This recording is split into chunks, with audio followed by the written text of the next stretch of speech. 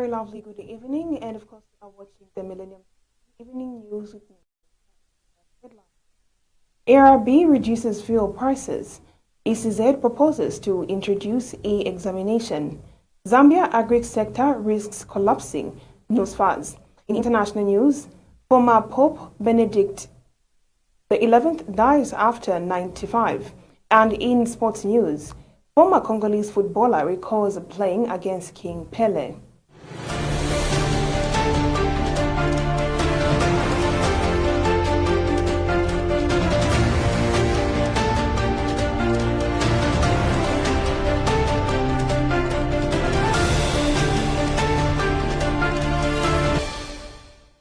Here's the news in detail.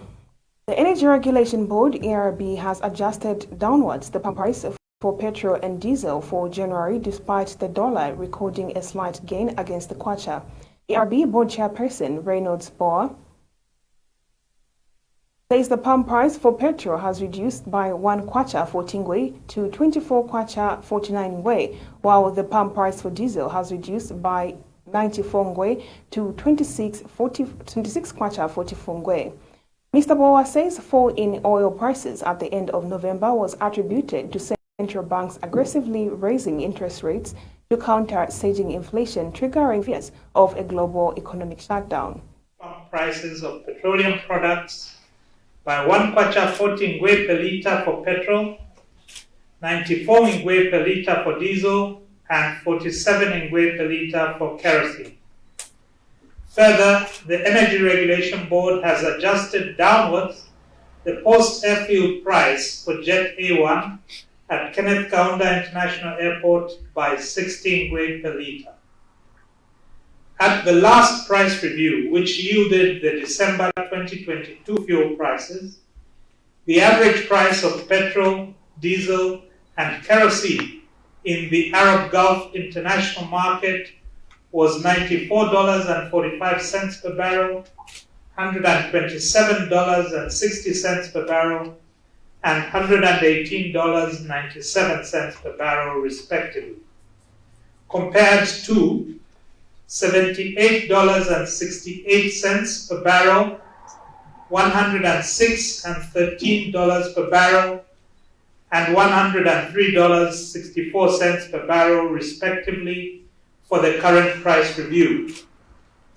These movements represent reductions of 16.71%, 16.82%, and 12.88% for petrol, diesel, and kerosene, respectively.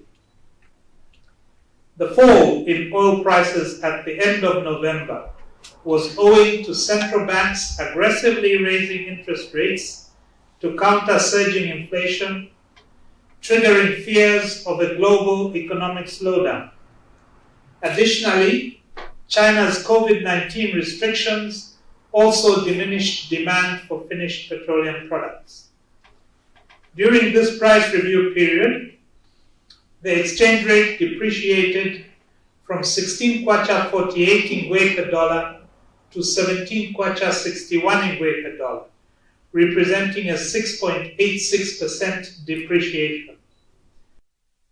UPND Lusaka Province Youth Chairperson Anderson Banda has described the New Dawn government's agenda to restore the economy as a success in 2022. Speaking during an end-of-year media briefing held in Lusaka this morning, Mr. Banda said major pronouncements made by the government have been fulfilled. He explained that private sector development, investment into major sectors of the economy, and job creation have all been tackled.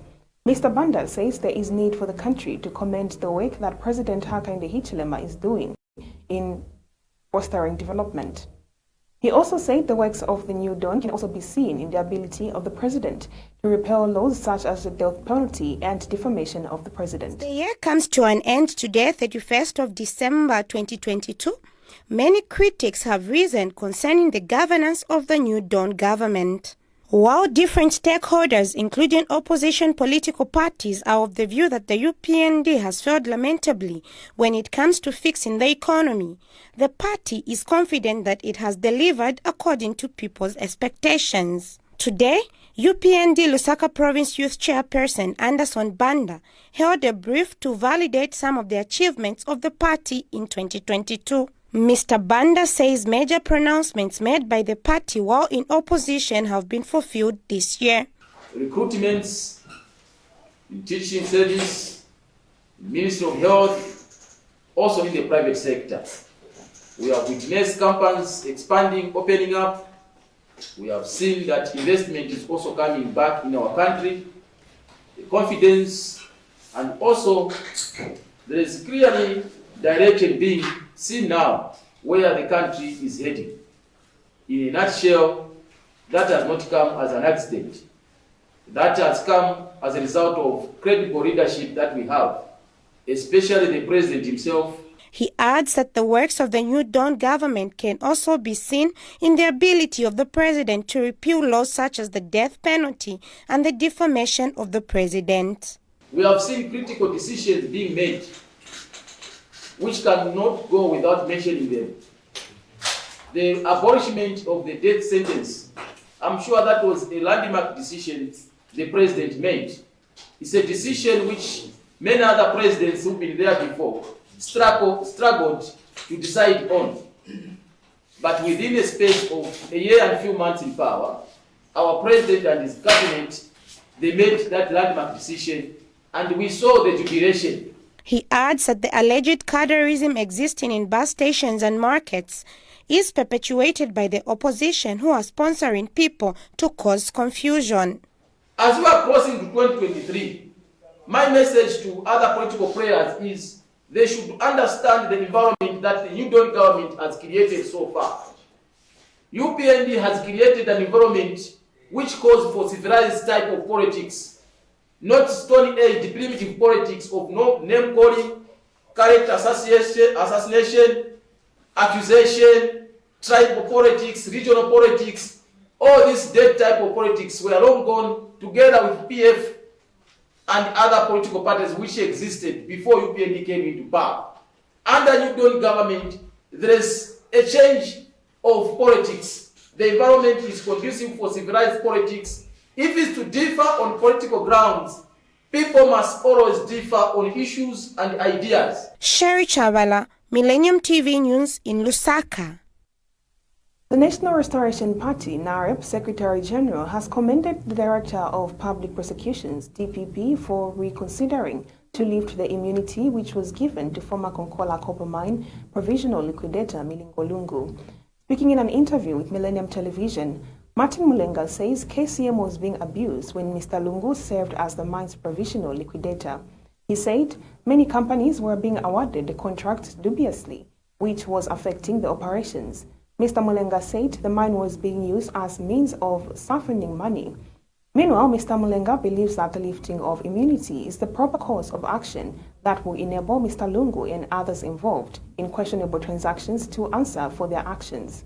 We need to commend the new DPP, Mr. Gilbert Piri, for having made a very bold decision by taking time to relook the issue to do with the liquidation of KCM.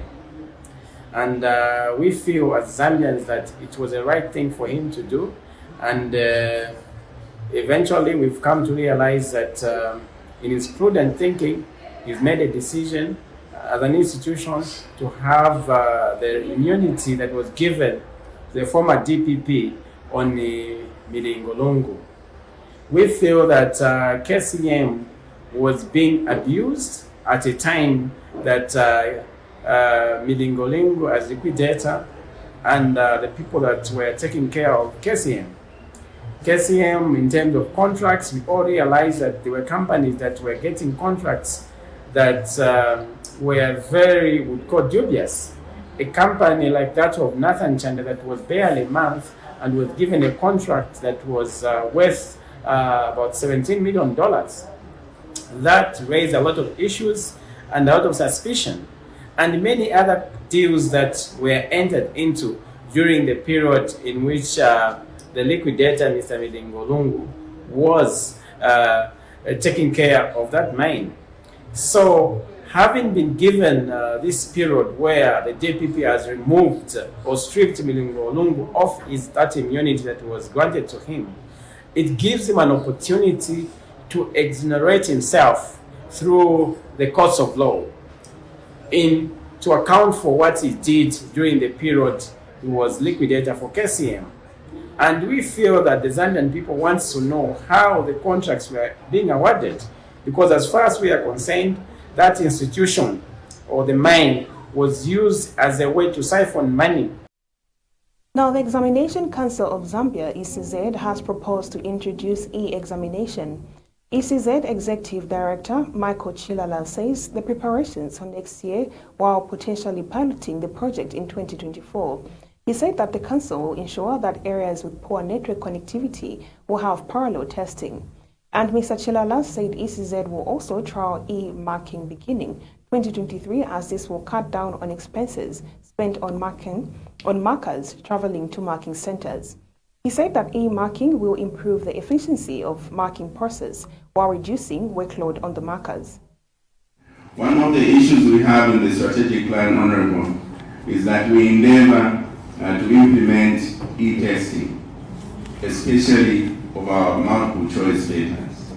We will begin to prepare for that next year and see to it that probably by the time we reach 2024, we should be able to be piloting online testing of our learners where it is possible. Where we may not have good connectivity, we may end up implementing parallel testing, partially online and partially physical. We will also move, Honorable Minister, to try and implement e-marking. We realize that with manual marking, we incur a lot of expenses with examiners having to move very long distances and the like. And also we know that the examiners have to make a lot of effort to do the correct calculations and additions to arrive at final scores. We know that with the move to e-marking, we should be able to have a situation where the marking will be a bit more efficient and also the computations will be a bit more accurate. And that is where the world is moving. The National Union for Small-Scale Farmers of Zambia, NUSFAS, says Zambia risks importing more products if the agriculture sector is not restructured. Speaking in an interview with Millennium Television, Executive Director Dr. Frank Kayula says productivity has been going down largely due to the poor distribution of farming inputs. Dr. Kayula says it is prudent that government harmonize the agriculture sector for the betterment of the country. He said it is important that the sector is managed effectively and eliminate delays in order to boost production. Dr. Kayula said smallholder farmers account for the majority of the country's production of maize, with a 96% total of production, and they needed to be taken care of. That if we don't restructure our agricultural system, we are likely to reduce ourselves back to the situation where we were importing food every year. For the past 10-15 years, we haven't done that. In fact, maybe even 20 years, we have not been importing maize. But you know that productivity has been going down in this country, largely due to the way we have been distributing the fertilizers. Statistics has it, if you go to YAPRI, they'll tell you that there has been an increase in the manner that we are using fertilizers. The kgs per hectare that we are applying, somewhere to around 125 kgs or so per hectare. There is a slight increase. There is also an increase in the use of certified seed in Zambia. Close to 70% is huge of the smallholder farmers, or of the farmers that we know. The consumption is high, as it were. Again, IAPRI will give you that, and a few other institutions. Those are written from research. Meaning, what is lacking may not necessarily be the technologies this far. I know we need advanced technology among smallholder farmers as well, but with the technology that is available, we just need to see how we maneuver around, transform ourselves, work our agriculture properly, remove the delays that have been there, and then we will see food production efficiency going up. Still in our local stories, Leadership Movement Party President Dr. Richard Silumbe says there is need to employ youths in order to foster economic development. Speaking during a media gala held in honor of the role the media plays in disseminating information, Dr. Silumbe says youths will help to improve the welfare of the country. He said that it is disappointing that most of the people in government are old and no room is left for the youths. He further said that it is also important for various stakeholders to make recognition of the role media plays in governance. When we launched this political party, we said we want the media to compete with Al Jazeera, BBC and CNN. In that sense, that was not just a statement out of the blues. It's because we want the leadership movement to lead a country that is not subdued. We don't want to always be the conquered ones. And if this country is supposed to conquer, it's supposed to be among those countries that can show that they can do what they need to do for them to be considered. It means that even the media should be part of that agenda. We want the Zambian media under the leadership movement, like for example Prime TV, to be able to give us live pictures of the war in Ukraine. We want Diamond TV, for instance, to be able to give us live pictures of what is going on in Detroit, in the USA. So in that sense, we want the media to know that leadership movement is not only going to be a party that thinks about other things or other wings of the part of the government without considering the media. Ubuntu Cooperative brand ambassador Chileko Mambwe is saddened that Zambians have continued to dwell in poverty when it is endowed with resources. He said it is shocking that the resources are not being well harnessed in order to improve the welfare of Zambians. He was speaking when he unveiled a brand new Benz to students of Ubuntu Cooperative. Mr. Mambwe said he is confident that the empowerment will help to raise funds for students who are having challenges.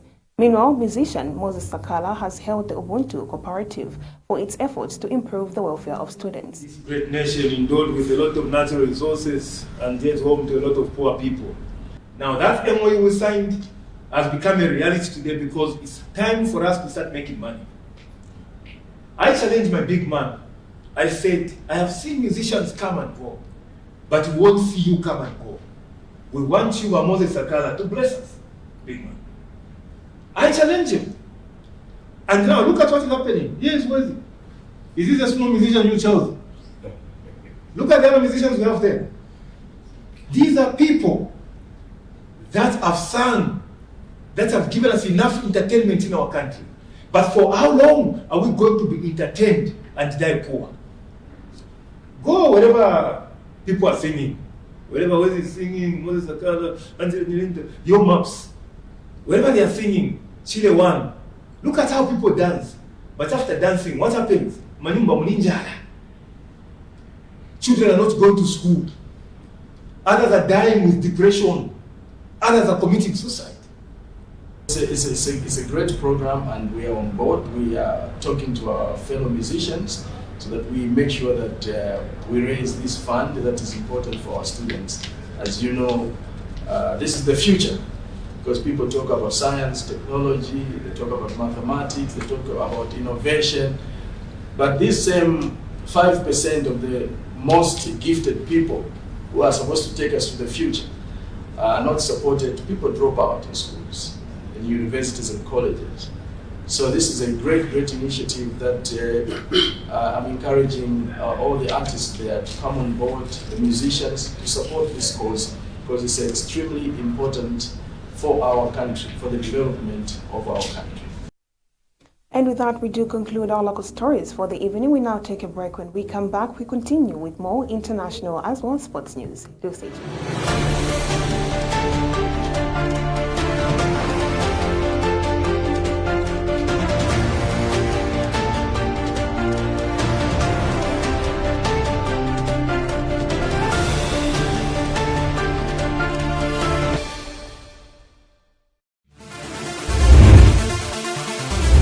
Everyone looks for quality and durability when it comes to printing materials. While at L&J Perez Investment, we provide you with both. Whether you're an individual or corporate, L&J Perez provides you with all your needs. Come and access the best quality large format printing, embroidery, t-shirt printing, stationery work, vehicle branding, shop and office branding. We also provide you with ZABS approved number plates and all your printing materials. L&J Perez Investment Limited, serving you differently. Welcome back. We continue with the evening news.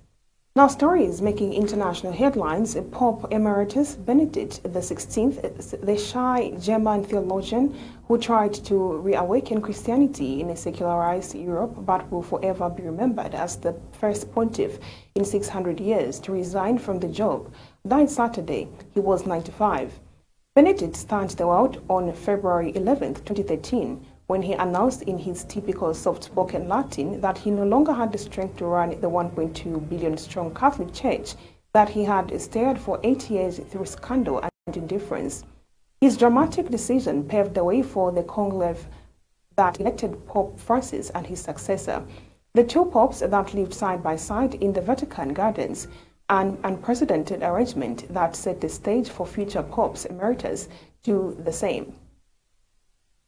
Former Pope Benedict XVI, the first pontiff in 600 years to resign from the job, has died aged 95. Benedict stunned the world in 2013 when he announced that he no longer had the strength to run the 1.2 billion strong Catholic Church that he had steered for 8 years. His dramatic decision paved the way for the election of Pope Francis as his successor. The two popes then lived side by side in the Vatican Gardens, an unprecedented arrangement which may allow future popes emeritus, meaning retired popes, to do the same.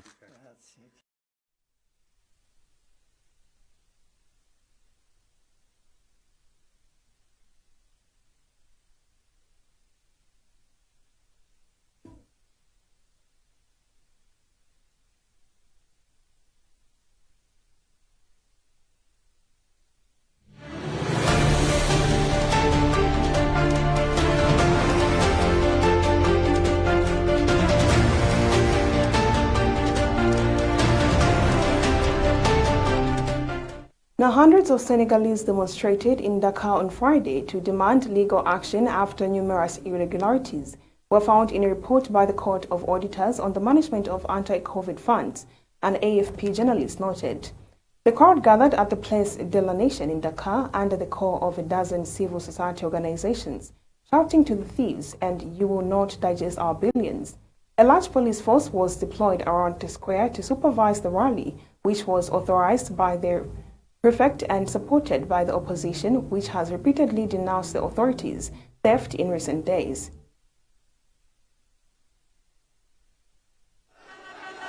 Hundreds of people rallied in Dakar Friday to denounce the mismanagement of public funds meant for pandemic response.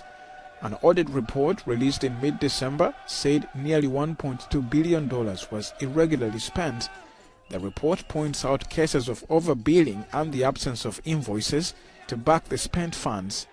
The civil society wants individuals implicated in the scandal punished. While everyone is suffering because of the problems caused by the pandemic, others are taking the resources of this country to have a party. It is unacceptable. There's too much injustice, a two-tier justice system, justice for some and justice for others. Today, when we talk about the embezzlement of billions of dollars and justice is not enforced, it is time for the population to intervene. The Senegalese government has denied that there was gross mismanagement, saying only a tiny fraction of the funds was lost.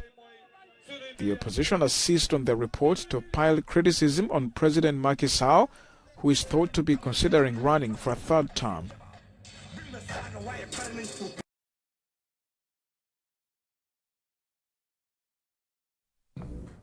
Now, finally, in sports news, a day after the death of Brazilian football legend Pelé, former Congolese defender Maurice Philakembo recalls a friendly match between his national team and Pelé's club side Santos FC played at Brazzaville State Masemba Debad in 1967. At his home in Libreville, Gabon, he remembers how he felt when King Pele swapped shirts with him. He came towards us and he pats me, he takes off his shirt, he gives it to me. He asks me for mine, he recalls. We hug, but I wasn't myself anymore. The king of football, comes to my home after a match to congratulate me. Pele was a phenomenon and everyone wanted to see him. And that day, there were people who had never been to the stadium who went there to see the phenomenon, Phila Kembo recalls. At his home in Libreville, Gabon, former Congolese international Maurice Philankembo recalls the day he encountered Pele. That was nearly 56 years ago when the Congolese national side hosted Pele's club outfit, Santos FC, in a friendly in Brazzaville. Pele was a phenomenon and everyone wanted to see him. And that day, there were people who had never been to the stadium, who were there only to see the phenomenon. Brazilian football superstar Pele, who died at the age of 82 on Thursday, leaves behind many admirers, including those that had to play against him. To be encouraged by the genius of football, by King Edson Arantes do Nascimento. He gave me joy, and unfortunately for us, we suffered in the second half because Santos refused to lose. They equalized, and in the last 2 minutes, Pele got a penalty, and they beat us 3-2. For Philankembo, it is Pele's extraordinary act of sportsmanship after their match in Brazzaville that defined the Brazilian legend. Pele got up, walked out of the group and headed towards us. No policeman, no soldier could stop him or ask where he was going. He came towards us, and he comes, he pats me. He takes off his shirt, he gives it to me, and asks for mine. A 3-time World Cup winner and widely regarded as the greatest player of all time, Pele died Thursday after a long battle with cancer. And with the sports, we conclude the news for this evening. But before we go, let's take a look at the headlines once again. ARB reduces fuel prices. ECZ proposes to introduce e-examination. Zambia agri sector risks collapsing. NewsFast. In international news, former Pope Benedict XVI dies at age 95. And finally, in sports news, former Congolese footballer recalls playing against King Pele. These are the stories we had for you on tonight's evening news with me, Karen Chenda. Thank you so much for watching and good evening.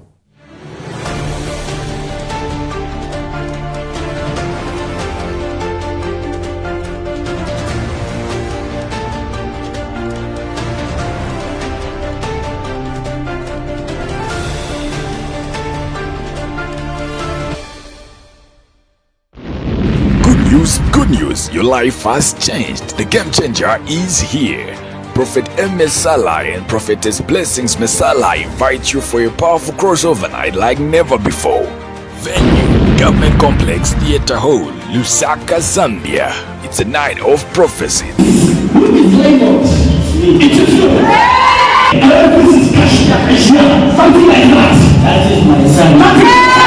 There will be healing.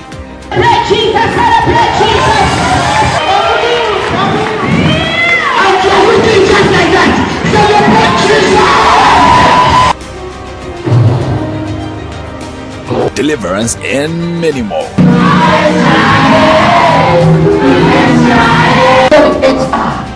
Stop now using this.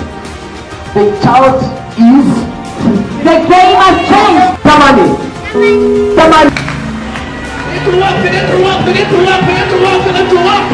Date 31st of December 2022. Time 18 hours till dawn.